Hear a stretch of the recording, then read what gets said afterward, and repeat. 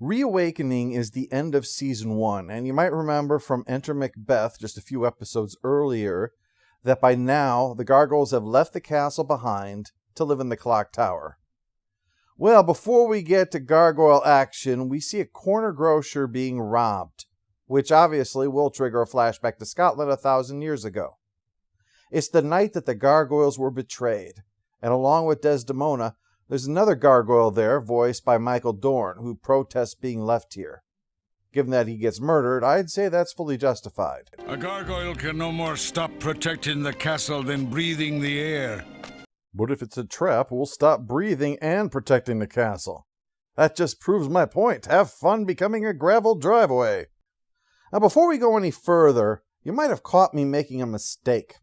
If you didn't, that's fine, but I'm going to explain it anyway. And I've decided to keep my mistake in because I think that it showcases that sometimes I'm simultaneously a little bit smart and a little bit stupid.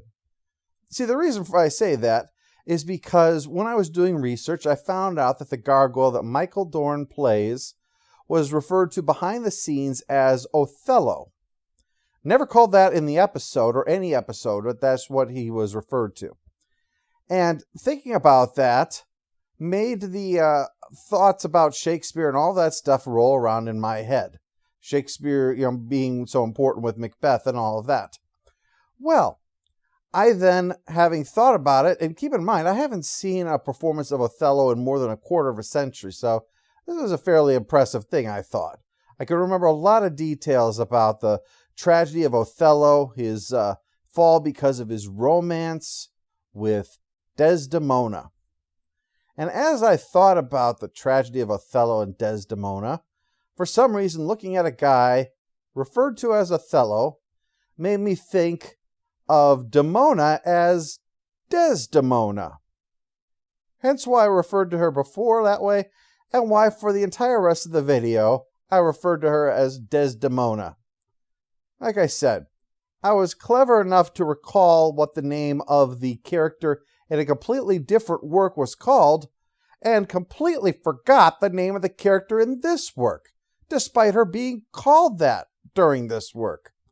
So, rather than going through and correcting all of those, I thought, let's leave it in there as a little monument to the fact that sometimes I just screw up stupidly.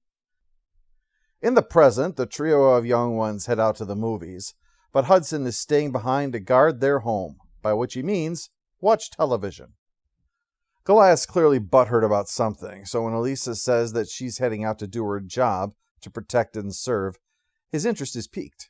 He decides to tag along, which won't be easy because she's got a partner now, remember? Matt, the one that thinks that Bigfoot's a member of the Trilateral Commission or something? I forget.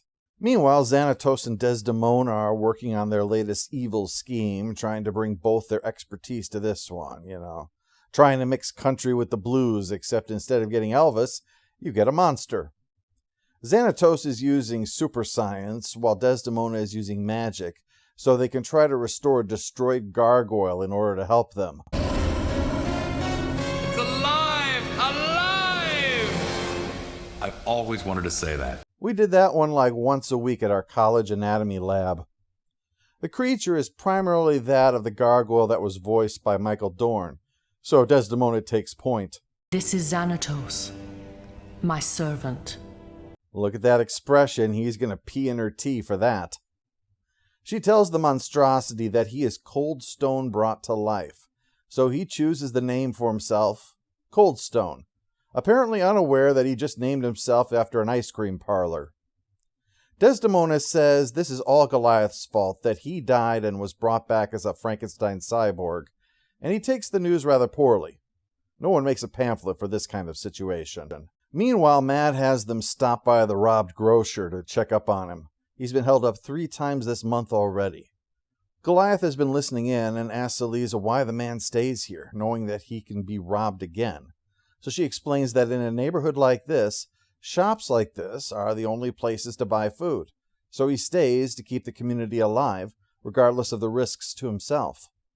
Goliath muses over this when a call comes in. All units, code 3 to Times Square. A code 3? We better hurry. We haven't had one of those since an android goblin attacked the Macy's Day Parade.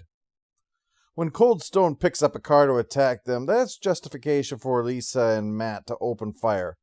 Not that it ever does any good. So Goliath leaps in to engage it, but is easily tossed aside, and horrified to see that it's one of his own, turned into a monster. You betrayed us. What sorcery is this? I didn't know I could do that. So they fight, and they fight, and they fight, and they fight, and it's so loud it draws the attention of the trio in the theater. Boy, that surround sound sure is great. I don't remember any explosions in Bambi. Well, it depends. Times Square at this time, it's entirely possible the Bambi they're watching is a porn star. But they leap to the rescue. Will 4 against 1 be enough for Gargoyle Vader to be defeated? Xanatos doesn't seem confident, so he shows up in one of his gargoyle suits with a robot one and Desdemona. But Xanatos makes one thing clear. He doesn't want the gargoyles destroyed. He wants them taken alive. He did go through a lot of trouble to wake them up, after all. I'd like to think it wasn't just so he could have them killed. Seems like kind of a wasted effort. And that's Goliath's point, too. While Desdemona tries to convince Coldstone to destroy them, Goliath says they've already lost too many. More death would be a mistake. But he's also pragmatic, so he suggests to Xanatos they should move this showdown to someplace else. Otherwise, they could fight here and destroy Times Square. What are we going to do then? Rebuild it with a sex shop replaced with an M&M store? I don't think so. So, out on the bridge, they continue the fight. Brooklyn takes down Desdemona so that she'll stop shooting at them. Broadway faces Xanatos, Lexington the robot, and naturally, Goliath goes against the $6 million man version of this gargoyle. Actually, no, I got a better name for him. Wait for it. Wait for it. Coldstone Steve Austin. But alas, the pair fall off the bridge into the water, Goliath being smacked so hard he has trouble resisting drowning. But the words of Hudson 1,000 years ago is enough to motivate Coldstone to rescue him before he dies, although Desdemona is ready to just finish Goliath off for good. Is that all there is for us? Mere survival? Isn't that enough? No. Gargoyles protect. It is our nature, our purpose. Coldstone winds up taking the blast meant for Goliath, knocking him right back into the river. And the arrival of Bronx, Hudson, and Elisa spells the end of this fight for Xanatos. But Coldstone is nowhere to be found. Goliath decides it's time to head back home, but his words about protection now have meaning. He's realized that the castle they now protect is not stone, but rather the city, which brings the first season to a close, as we chuckle at the robber who returns the stolen money to the grocer and turns himself in. He doesn't want to cross the gargoyles. Since Awakening in our time, Goliath and the others have fought to survive. But in speaking to Coldstone, Goliath had the titular Reawakening. It's not enough to merely survive. You need to feel you have a purpose. And to protect the people of this place is to be true to their nature and to give them that purpose.